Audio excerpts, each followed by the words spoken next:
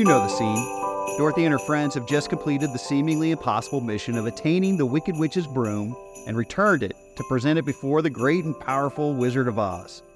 Now, when presented with the broom, our protagonist expects the wizard to keep up his end of the bargain and get her back to Kansas. Now, also, the Scarecrow is brain, the Tin Man is heart, and the Lion his courage. Well, for about 30 seconds, there's a battle of wills as Dorothy gains more and more confidence in her approach to the wizard.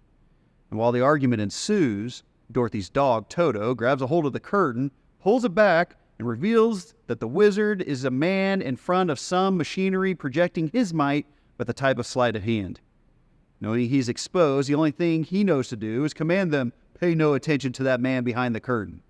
The wizard has been revealed. The audience is left then contemplating what great and powerful actually means. Well, in a sense, this is what happens with the Nativity. We have our shepherds in the field, blue collar to the bone, squeaking out a living.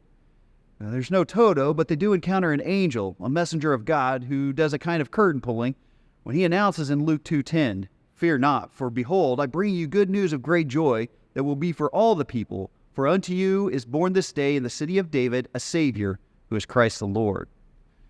Well, instead of the great and powerful one chirping to not pay attention to what's behind the curtain, the first Noel is when God, in all of his greatness and power, rips open the curtain to reveal that he is here.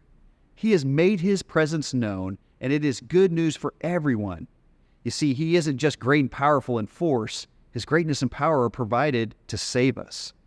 Now, this is important. Jesus wasn't born just so we could have a beautiful nativity set proudly displayed in our homes for all to see. Announcing that Jesus is the Christ and the Savior is effectively saying the doctor has provided the cure for your ailment. Jesus is the Savior of our fallen nature, and our sin has a long, dark reach to many people and generations. In his book, The First Chapters of Everything, Alistair Payne recounts the night his parents' house caught fire. He says, "My parents were once out of the house, but received an alarming phone call to say that there had been a fire. They hurried home to find some workers mending the gas main outside and caused the explosion in the house boiler. The boiler itself was charred, ruined, but the rest of the house, well, it seemed all right. Except, that is, for the smoke damage. Smoke had gotten around the entire place, and now everything smelled of it. On every wall you could wipe to reveal a thin, grimy film. Every picture you took down left a non-smoky mark. Every item of furniture smelt burnt. Everything was still there, but nothing was the same." Now, it is similar to our fallen nature. Our sin taints everything. Not one area of creation is free from sin's reach. The Apostle Paul says it's like we're looking into a distorted mirror. The only good news of our darkened plight, though, is that when properly identified, we realize we need someone to save us from it. This is the core of Christmas. God reached down to solve a problem we can't, and unto us a Savior is born. We can call him Savior not just because he pulled back the curtain to reveal himself, but a few short decades later, Jesus died on the cross, and that curtain was torn in two. Matthew records in chapter 27, verse 51, "And behold, the curtain of the temple was torn in two, from top to bottom, and the earth shook, and the rocks were split." Now, Jesus died to save us from our fallen nature, from our fallen selves. But not only did he save us from that, but he saved us for something. Really, he saved us to himself.